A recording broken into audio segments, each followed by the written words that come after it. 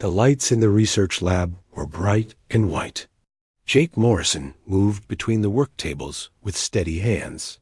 He wore a thick protective suit that covered him from head to toe. The suit made soft breathing sounds as he worked. Dr. Vextar watched Jake from across the room. The alien doctor had thin gray skin and large dark eyes. His hands had 6 fingers each. He wore a much lighter suit than Jake. The human's equipment looked heavy and clumsy to him. "You do not need so much protection," Vextar said in his soft voice. "The samples are contained." Jake looked up from his work. "Better safe than sorry, Doc. These nebula samples are nasty stuff." The Horizon's Edge was a big ship. It carried scientists from many different worlds. The humans worked with the Zilani, who are much more advanced. The Zilani had been traveling between stars for thousands of years. Humans had only been in space for a few hundred. Jake picked up a small container. Inside was a piece of material from the toxic nebula they had found. The nebula was beautiful, but deadly. It killed anything that came too close. Most ships could not even get near it. "Your species fascinates me," Vextar said. He made notes on his tablet. "You handle materials that would kill my people instantly," Jake shrugged. "Humans are tough. We come from a dangerous world." This was true. Earth was what the galaxy called a death world. Most planets that had life were safe and gentle. Earth was full of poisons, diseases, and dangerous animals. Humans had to be strong to survive there. Vextar had been studying humans for months. He could not believe how much they could survive. They ate food that would poison other species. They breathed air that was too thick with oxygen. They lived in gravity that would crush weaker beings. "Tell me about your world again," Vextar said. Jake smiled as he worked. "Well, we have things called hurricanes. They're storms with winds that can knock down buildings. We have earthquakes that split the ground open. We have volcanoes that shoot hot rock into the sky." Vextar's large eyes grew wider. "And your people live with these dangers?" "We don't just live with them. We build cities next to volcanoes. We surf in the ocean during storms. Some humans climb the highest mountains just for fun." The alien doctor shook his head. On his world, the weather was always the same. The ground never moved. The most dangerous animal was about the size of a small earth cat. Jake continued working with the nebula samples. He was trying to understand how they were made. The toxic material was like nothing anyone had ever seen. It was part gas, part liquid, and part something else that their instruments could not identify. "The toxin levels in these samples are incredible," Jake said. They read over 9,000 on the danger scale. Vextar checked his own readings. That cannot be right. Nothing could survive exposure to that level of poison. "That's what makes it interesting," Jake said. "How does this stuff form naturally? What kind of place could create something this deadly?" The lab was quiet, except for the hum of machines. Other scientists worked at stations around the room. Most were Zilani, with their gray skin and careful movements. The few humans looked big and clumsy next to them. Jake opened a containment field to take a closer look at the sample.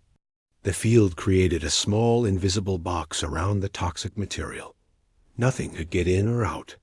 At least, that was how it was supposed to work. "Be careful," Vextar warned.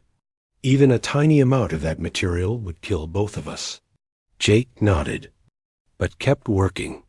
He had been handling dangerous materials his whole career. As a child on Earth, he had survived diseases that would kill most aliens.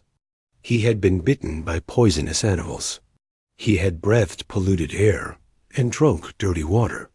His body had learned to fight off things that would destroy weaker beings. The containment field flickered.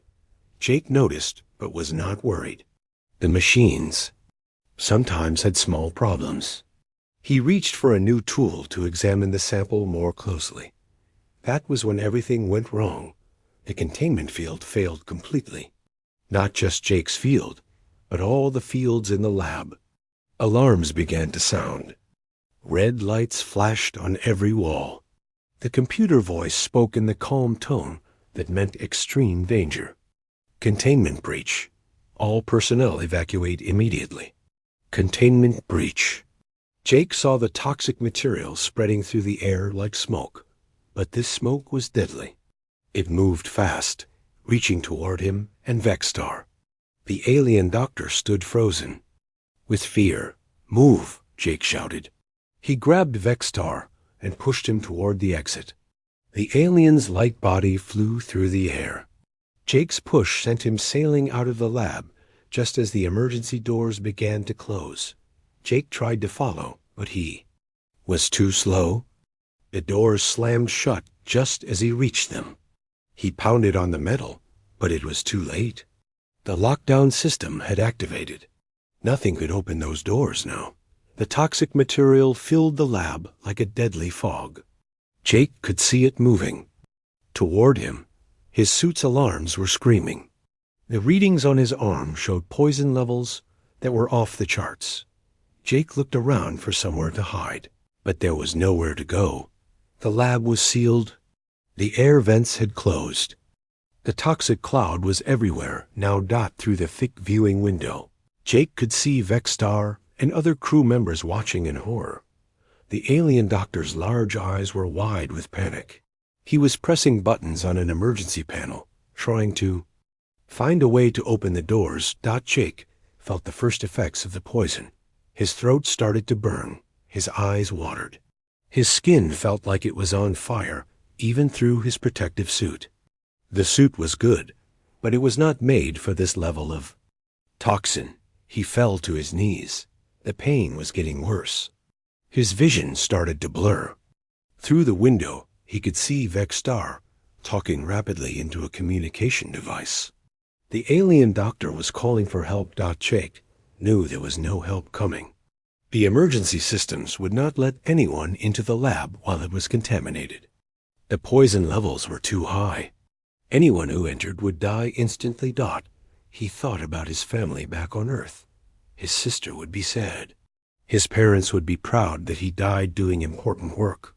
Humans understood that death was part of life. They did not fear it the way other species did. Jake collapsed on the floor. The pain was everywhere now. His body was fighting the poison, but there was too much of it. Even a human could not survive this much toxin. Outside the window, more aliens gathered to watch. They were preparing for his death. Some were already saying prayers in their languages. Vexstar was still trying to find a way to help, but Jake could see the hopelessness in his large, dark eyes. The toxic cloud swirled around Jake's body. The readings on his suit showed poison levels that could kill 100 beings. His heart was beating fast, then slow, then fast again.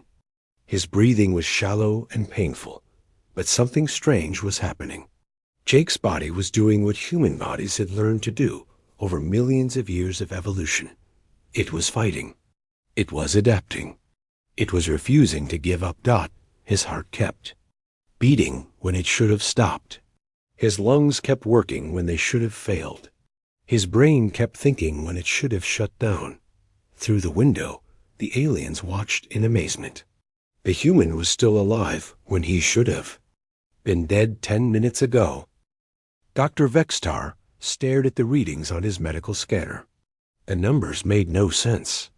Jake Morrison should have been dead 20 minutes ago. The toxin levels in the lab were beyond anything in medical records. Yet the human's heart was still beating. "This is impossible," whispered Dr. Kairana, the ship's chief medical officer. She was older than Vexstar, with silver patches on her gray skin. No living being can survive that level of poison. The medical team worked frantically at the control panel outside the sealed lab. They had managed to extend medical scanner arms through special ports in the walls. The arms could check Jake's vital signs and even give him medicine through injection ports in his suit. "Lieutenant," Commander Lisa Brooks pushed through the crowd of alien doctors. She was the ship's human security chief, a strong woman with short, brown hair and determined eyes. "What's his condition?" "Dying," Vextar said simply, "but not as fast as he should be." Lisa looked through the viewing window. Jake was lying on the floor, barely moving. The toxic cloud swirled around him like a living thing. The readings on the wall showed poison levels that made her feel sick just looking at them. "You don't understand human biology," Lisa said. "We're tougher than you think." Kairana made a sound like a laugh, but there was no humor in it. "Tough? The toxin readings show levels that would kill our entire species. One drop of that material would end a Zilani's life in seconds." "Then it's a good thing Jake's not a Zilani," Lisa said. She began explaining human biology to the confused alien doctors. Humans came from Earth, a world that was trying to kill them every day. They had evolved to survive things that would destroy other species. "Our bodies make their own poisons to fight diseases," Lisa explained. "We eat plants that would kill you. We drink liquids that would burn your throats. We breathe air that has too much oxygen for most species." Vextar listened with growing amazement. He had been studying humans for months, but he was learning new things every day. The more he learned, the more incredible they seemed. "Your liver processes toxins," he said, checking his notes. "But not at these levels." "Maybe not usually," Lisa admitted. "But Jake's body is fighting. That's what we do. We fight." Through the medical scanners, they could see Jake's internal organs. His liver was working overtime, trying to process the deadly chemicals. His kidneys were filtering his blood again and again. His lungs were pulling oxygen from air that should have killed him. "Look at his immune system," Kairana said in wonder. "It's not just fighting the poison, it's learning from it." This was something the aliens had never seen before. Most species had immune systems that could fight familiar diseases. But Jake's body was actually studying the new toxins and figuring out how to defeat them. Commander Pete Davis arrived in the medical bay. He was the ship's human navigation officer, a tall man with gray hair and calm eyes. "How is he?" "Alive," Vextar said, somehow. Pete looked at the readings and shook his head. "Jake's always been tough. Remember when he got food poisoning on Rixa Station? The doctors there said he should have died, but he was back to work in 2 days. "Food poisoning?" Kairana asked. "He ate something that would have killed a dozen aliens," Pete explained. "His body fought it off like it was nothing. We thought it was just luck." Lisa nodded. "It wasn't luck. That's just how humans work. We survive things that should kill us." Dr. Vextar was frantically sending reports to the Zilani Medical Council. He transmitted all of Jake's readings, the toxin analysis, and his own observations. The response came back within minutes. "Impossible," the council replied. "The human should be dead. The toxin levels are beyond survivable limits.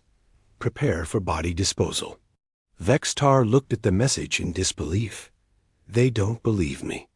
"Show them the live readings," Lisa suggested. Vextar opened a real-time communication link. The council members appeared on the viewing screen, their large dark eyes wide with confusion. They were the best medical minds in Zilani space, but they had never seen anything like this. "The readings must be wrong," said the council leader. "Check your instruments." "I have checked them 5 times, Vextar replied. "The human is surviving. Toxin exposure that would kill our entire homeworld." The council members whispered among themselves in their own language. Finally, their leader spoke again. "This is beyond our understanding. We cannot help you." The connection ended. Vextar was alone with his impossible patient. Jake's condition was stabilizing, but at a level that would still be fatal to any other known species. His body temperature was higher than normal as his immune system fought the toxins. His breathing was shallow but steady. His heart rate was fast but strong. He's adapting, Vexstar realized. His body is actually learning to live with the poison.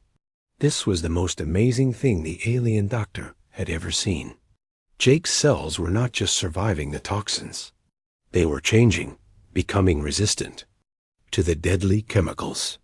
His blood was developing new proteins that could neutralize the poisons. Humans have been doing this for millions of years, Pete explained. Our ancestors survived ice ages, plagues, and natural disasters. We adapted to whatever tried to kill us. Lisa nodded. Every human alive today is descended from survivors. We're all the children of people who refused to die. Through the medical scanners, they watched Jake's body perform miracles. His damaged tissue was healing itself. His organs were learning to work around the poison. His immune system was building defenses against toxins that had never existed before. This is impossible by our science, Kirana said softly. But I am watching it happen. Jake's eyes opened. He was weak and in pain, but he was conscious. He looked around the contaminated lab, then up at the viewing window where his friends were watching. He raised one hand slightly and gave them a weak thumbs up. It was a human gesture that meant, "I'm okay." The aliens stared in amazement. After hours of toxin exposure that should have killed him instantly, the human was not only alive, but trying to reassure them. Crazy Deathworlder, Lisa said with a smile. He's actually going to make it. Vexstar was taking notes as fast as he could. This was the most important medical discovery in galactic history. A human had survived the unsurvivable. Jake's body was rewriting the rules of biology. We need to understand how this is possible, Vexstar said. This could change medicine for every species in the galaxy. First, we need to get him out of there, Lisa said. The toxin levels are dropping, but they're still deadly. Not for a human, apparently, Pete said with pride. Jake tried to sit up, but was too weak. His body had won the fight against the poison, but the battle had cost him. He needed rest and medical care. But he was alive when he should have been dead. Vexstar prepared the decontamination procedures. It would take hours to clean the lab enough to open the doors. But Jake could wait. His body had proven it could survive anything. I need to learn everything about human biology, Vexstar said. This is just the beginning. The other aliens were starting to understand that humans were not just tough. They were evolution's greatest success story. They were living proof that life could adapt to anything. Jake closed his eyes and rested. His body continued its work, healing damage and building immunity. He was doing what humans had always done. He was surviving. Captain Nexara stood in the command center of the horizon's edge. She was a tall Zelani with silver markings on her gray skin. It showed her high rank. Her large dark eyes were focused on the message she had just received from the High Council. "We have our orders," she announced to the bridge crew. "We are to leave the contaminated human and continue our mission. The Council considers him a lost cause." Dr. Vexstar had been called to the bridge. He stood before the captain with his hands clasped behind his back. "Captain, I must respectfully disagree with the Council's decision. The human should have died hours ago," Captain Nexara said. "The toxin levels are beyond survivable limits. We cannot risk the ship and crew for one primitive being." "With respect, Captain, the human is not primitive. He is surviving something that our most advanced medicine says is impossible. This is the greatest medical discovery in galactic history." The captain's expression did not change. "The Council has spoken. We will seal the contaminated section and continue our mission." But Vexstar was not ready to give up. After the captain dismissed him, he went back to the medical bay. Jake was still alive, still fighting. His body was doing things that challenged everything the aliens thought they knew about biology.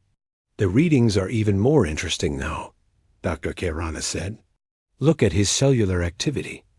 Vextar studied the medical scans. Jake's cells were not just surviving the toxins, they were actively breaking them down and using the pieces to make themselves stronger. His immune system was learning to recognize and destroy poisons that had never existed before. This is adaptation in real time, Vextar whispered. His body is evolving as we watch. Commander Pete Davis joined them in the medical bay.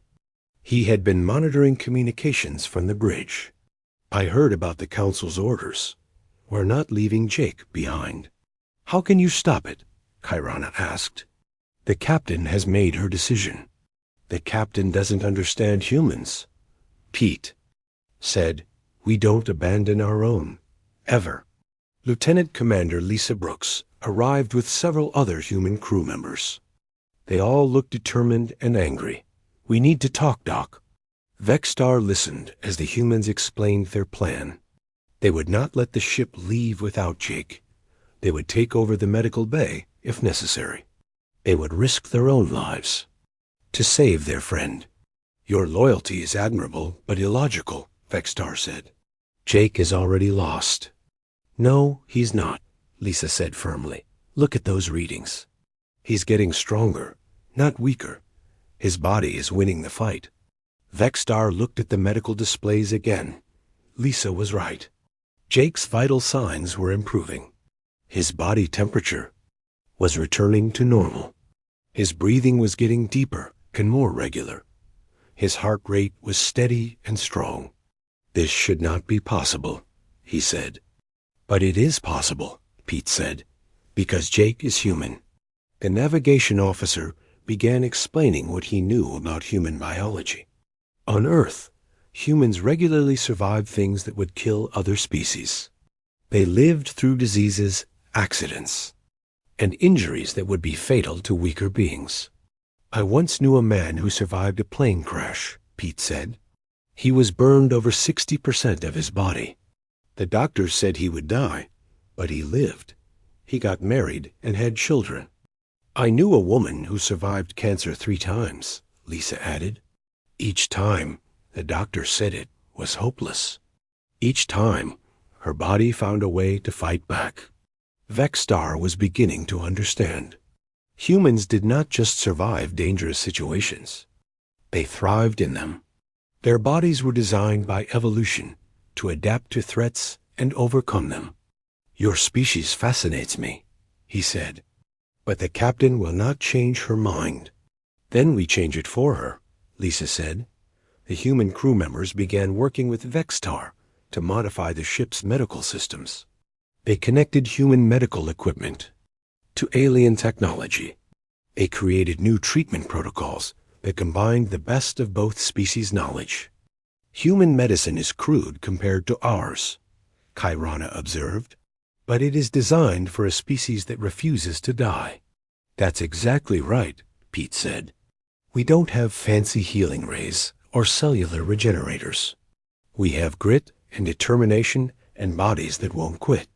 Through the medical scanners, they could see Jake's body continuing its incredible fight.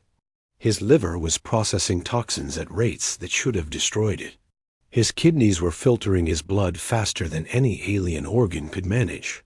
His immune system was creating new antibodies every hour. He's not just surviving, Vextar realized. He's becoming immune to the toxins. This was the most amazing thing the alien doctor had ever witnessed. Jake's body was taking deadly poisons and turning them into defenses. He was becoming stronger from something that should have killed him. That's what humans do, Lisa said with pride. We turn our enemies into our strengths. Jake's eyes opened again. He was more alert now, able to focus on the viewing window where his friends were watching. He tried to speak, but his voice was too weak to hear through the sealed lab. Vextar. ACTIVATED, the communication system. Jake, can you hear me? Doc? Jake's voice was rough but clear. Still here. How do you feel? Jake was quiet for a moment, taking inventory of his body. Like I got hit by a truck but I've felt worse." The alien stared in amazement. After hours of toxin exposure that should have killed him, Jake was making jokes about feeling worse. "What could possibly be worse than this?" Kairana asked. "Food. Poisoning in college," Jake said with a weak smile. "At least this toxin doesn't make me throw up." The humans laughed, but the aliens were confused. How could food poisoning be worse than deadly toxins? "Different kind of suffering," Pete explained. Jake once ate bad seafood and was sick for a week. He said it was the worst experience of his life. "But he survived that too," Lisa added. "Just like he's surviving this." Jake was getting stronger by the hour. His body had figured out how to process the toxins and was working to repair the damage they had caused. His cells were rebuilding themselves, becoming more resistant to poison than before. "I need to understand this process," Bextar said. "This could revolutionize medicine for every species." "First, let's get him out of there," Lisa said. "The toxin levels are dropping fast." She was right. Jake's body was not just surviving the poison. It was actively breaking it down and cleaning the air around him. The contaminated lab was becoming safer because of his presence. "Incredible," Kairana whispered. "He's not just immune to the toxins. He's destroying them." Captain Nexara appeared. On the communication screen, "Dr. Vextar, you will cease this research immediately. We are leaving in 1 hour." "Captain, you need to see these readings," Vextar said. "The human is not dying. He's recovering." "Impossible." "Look at the data yourself." The captain studied the medical displays. Her large eyes grew wider as she realized what she was seeing. "These readings cannot be correct." "They are correct," Vextar said. "The human is surviving the unsurvivable. This is the greatest medical discovery in galactic history." Captain Nexara was quiet for a long moment. Finally, she spoke. "Continue your research, Doctor. But if the human dies, we leave immediately." "He's not going to die," Lisa said confidently. "He's going to make a full recovery." Jake heard this through the communication system. "Don't make promises you can't keep, Lisa." "I'm not," she replied. "I know humans. We're too stubborn to die." Jake laughed, then coughed. His body was healing, but it would take time. The important thing was that he was alive and getting better. His impossible survival was changing how the galaxy viewed humanity. "Rest now," Vextar said. "Your body needs time to finish healing." "Thanks, Doc," Jake said, "for not giving up on me." "Never," Vextar replied. "You have shown me that the impossible is possible. I will not forget this lesson." Dr. Vextar could not sleep. He had been studying Jake's medical data for hours, and each reading was more incredible than the last. The human's body was not just surviving the toxins. It was learning from them, adapting to them, and becoming stronger because of them. "This changes everything we know about biology," he said to Dr. Kairana. They were alone in the medical bay, reviewing the data while Jake rested in the decontaminated lab. "His cellular regeneration rate is impossible," Kairana replied. "His organs are rebuilding themselves faster than our most advanced medical technology could repair them." Through the viewing window, they could see Jake sleeping peacefully. His breathing was steady and deep. His color had returned to normal. The toxins that should have killed him had become part of his body's defense system. "I need to understand the mechanism," Vextar said. "How does his body do this?" Jake woke up as if he had heard the question. His eyes were clear and alert now. The weakness was gone. He sat up easily and looked through the window at his alien friends. "Good morning, Doc," he said through the communication system. "Or is it morning? I can't tell in space." "It is morning on ship time," Vextar replied. "How do you feel?" Jake stretched and moved his arms and legs. "Actually, I feel pretty good. Better than I have in months." This was another impossible thing. Jake should have been weak and damaged from his ordeal. Instead, he seemed healthier than before the accident. Jake, I need to ask you some questions, Vextar said. About your medical history. Sure, Doc. What do you want to know? Have you survived other injuries or illnesses that should have been fatal? Jake thought for a moment. Well, when I was 8, I fell off a cliff while hiking. Broke my back and both legs. The doctor said I would never walk again. But you did walk again? I was running track in high school, Jake said with a grin. My bones healed stronger than before. Dr. Kairana was taking notes frantically. What else? Let's see. I survived meningitis when I was 15. The doctor said I had a 5% chance of living. I was back to normal in 2 weeks. Meningitis? Vextar had never heard of this disease. It's a brain infection, Jake explained. It kills most people who get it. Even the survivors usually have brain damage. But you had no brain damage? None at all. My IQ actually tested higher after I recovered. The alien doctors exchanged glances. This was beyond their understanding. Jake's body did not just survive deadly threats. It became better because of them. Tell me about your world, Vextar said. What makes Earth so dangerous? Jake settled back against the wall and began to describe his home planet. He told them about hurricanes that could destroy cities, earthquakes that could split continents, and volcanoes that could change the weather around the world. We have diseases that can kill millions, he said. Plagues that wipe out entire populations. But humans always survive. We adapt and overcome. Your species has faced extinction many times? Kairana asked. Lots of times. Ice ages, asteroid impacts, supervolcanoes. Each time we almost died out, but we always found a way to survive. Vextar was beginning to understand. Humans were not just tough. They were evolution's greatest success story. They had survived everything their dangerous world could throw at them. Your immune system is incredible, he said.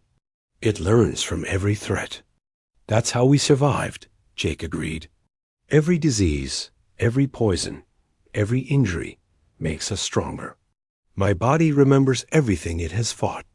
Ensign Amy Carter arrived in the medical bay. She was a young human woman with blonde hair and bright blue eyes. She worked in communications and had been recording Jake's recovery for the ship's records. Jake, I need to interview you, she said. The whole galaxy is going to want to know about this. Interview me about what? Jake asked. About how you survived something that should have killed you instantly. About how human biology works. About what makes your species so incredible. Jake laughed. I'm not incredible. I'm just human. That's exactly what makes you incredible, Amy said. Can you tell me about other humans who have survived impossible things? Jake thought for a moment. Well, there was a woman named Sarah who survived a plane crash in the mountains. She was alone for 3 weeks with no food and a broken leg. She walked 20 miles through snow to find help. How did she survive with no food? Vextar asked. The human body can survive for weeks without food, Jake explained. We store energy in our fat and muscle.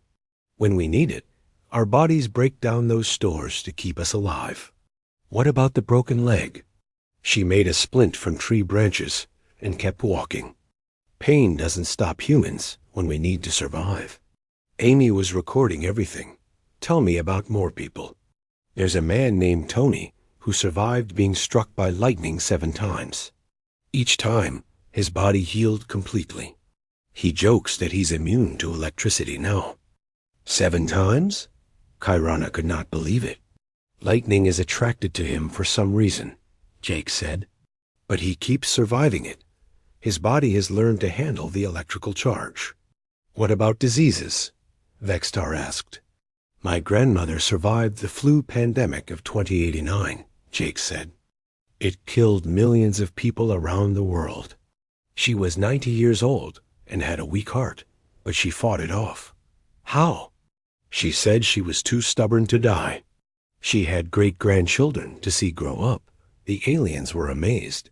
Human survival seemed to be as much about willpower as biology. We don't just survive with our bodies, Jake explained. We survive with our minds. We refuse to give up. We find reasons to keep fighting. Amy continued her interview. What about injuries? Commander Davis once survived a shuttle crash that should have killed him, Jake said. He was burned over 40% of his body. The doctor said he would die from infection. But he lived? He's still here, isn't he? His body fought off the infection and healed the burns. He said he had too much work to do to die. Dr. Vextar was learning that human survival was not just about biology. It was about attitude, determination, and the refusal to accept defeat. Your species is remarkable, he said. You do not just survive. You thrive in conditions that would destroy others. That's what we do, Jake said simply. We're humans. We don't know how to quit. The medical scans showed that Jake's body had completely processed the toxins. His cells had not only survived the exposure, but had developed immunity to similar poisons. His immune system now carried the blueprints to fight toxins that had never existed before. You're not just healthy, Vextar realized. You're better than you were before the accident. How do you mean? Your body is stronger. Your immune system is more advanced. Your cellular regeneration rate is faster. The toxins made you more than human. Jake looked at his hands. He did feel different, stronger, more alive than he had in years. Is that possible? He asked. For a human, apparently anything is possible, Vextar said. Your species continues to amaze me. Amy finished her recording and prepared to send it to Earth. This is going to change how the galaxy sees humanity, she said. Good, Jake said. Maybe they'll finally understand that we're not just primitive beings from a dangerous world. What are you then? Vextar asked. Jake smiled. We're survivors. We're evolution's greatest success story. We're proof that life finds a way to overcome anything. The alien doctors looked at each other. They had spent their lives studying medicine and biology. But this human had taught them more in one day than they had learned in years of research. I want to learn everything about human biology, Vextar said. Will you teach me? I'd be happy to, Doc, Jake said. But first, can you get me out of here? I'm getting hungry, and I bet you've never seen a human eat. Vextar prepared to open the lab. Jake's impossible survival was just the beginning. The alien doctor was about to discover that everything about humans was extraordinary. 3 days later, Jake Morrison walked into the ship's main dining hall like nothing had happened. He looked healthy and strong, with bright eyes and steady hands. The alien crew members who saw him stopped eating and stared in amazement at Doctor. Vextar followed behind him, carrying a medical tablet filled with data. The alien doctor had not slept much in the past few days. He had been too busy studying the most incredible medical case in galactic history. Jake, you should be in the medical bay, Vextar said. You survived the impossible. We need to study you more. Jake laughed and picked up a food tray. Doc, I feel fine. Better than fine, actually. I'm hungry and I want to eat. But the toxin. Exposure should have damaged your digestive system, Vextar protested. Should have, but didn't, Jake said. He moved through the food line, choosing items that made the alien crew gasp in horror. He picked spicy foods that would burn alien tongues. He chose proteins that were too tough for most species to digest. He selected fruits that were mildly poisonous to non-humans. You cannot eat those foods together, Dr. Kirana said, joining them. The combination would be toxic. To you, maybe, Jake said with a grin. To me, it's lunch. He sat down at a table and began eating with obvious enjoyment. The aliens watched in fascination as he consumed foods that would hospitalize most of them. His body processed everything easily, turning potential poisons into nutrition. This is another impossibility, Vextar said, taking notes. Your digestive system can handle anything. Pretty much, Jake agreed between bites. Humans are omnivores. We can eat almost anything organic. Our stomachs are like chemical laboratories. Commander Pete Davis and Lieutenant Commander Lisa Brooks joined Jake at his table. They were smiling with relief and pride. Their friend had not just survived. He had proven that humans were tougher than anyone imagined. The whole ship is talking about what you did, Lisa said. The alien crew can't believe it. What did I do? Jake asked. I just survived. That's what humans do. That's exactly the point, Pete said. What's normal for us is miraculous to them. Dr. Vextar was still taking notes. Jake, I need to ask you more questions. About your recovery? Sure, Doc. What do you want to know? You have developed immunity to the toxins that almost killed you. Your body has created antibodies for poisons that never existed before in nature. How is this possible? Jake thought. While he ate, human immune systems are learning machines. Every time we encounter something new, our bodies figure out how to fight it. Then they remember for next time. But these toxins were completely artificial, Kairana said. Created by cosmic forces that don't exist anywhere else. Doesn't matter, Jake said. My body doesn't care where a threat comes from. It just learns. To defeat it, Ensign Amy Carter approached their table. She had been sending regular reports to Earth and other human colonies.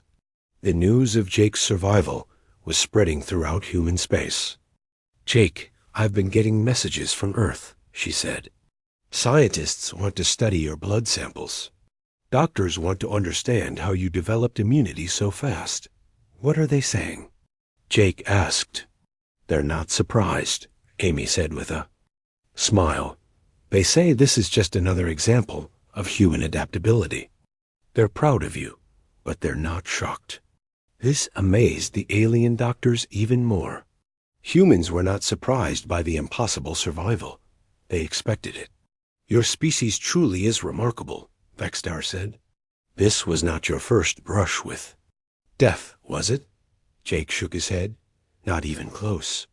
I've survived things that would have killed me if I wasn't human.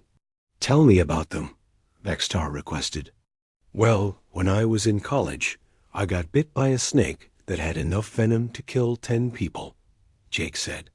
I was unconscious for 2 days, but my body fought off the poison. How did you survive? Kairana asked. Human liver is amazing, Jake explained. It can process almost any toxin if you give it time. The snake venom just made me stronger. Stronger how? My immune system learned to recognize and destroy similar venoms. I'm probably immune to dozens of snake bites now. Pete nodded. I remember. When Jake got radiation poisoning working near a damaged reactor, the doctor said he would die within hours. What happened? Vextar asked. I got sick for a week and recovered completely, Jake said.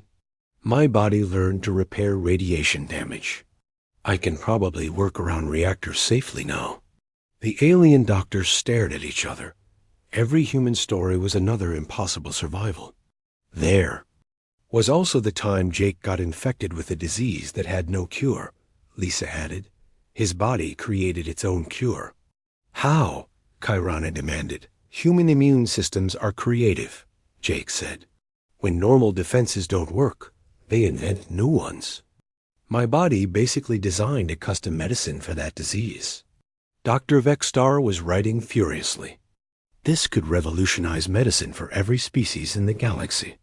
If we could understand how human bodies adapt, we could save millions of lives. That's why I want to help, Jake said. If my survival can help others, I'm happy to be a test subject. Captain Nexera entered the dining hall. The tall Zilani looked around until she spotted Jake's table. She walked over with determined steps. Dr. Morrison, she said formally, I owe you an apology. Jake looked up in surprise. For what, Captain? ordered the crew to abandon you, she said. I believed you were beyond help.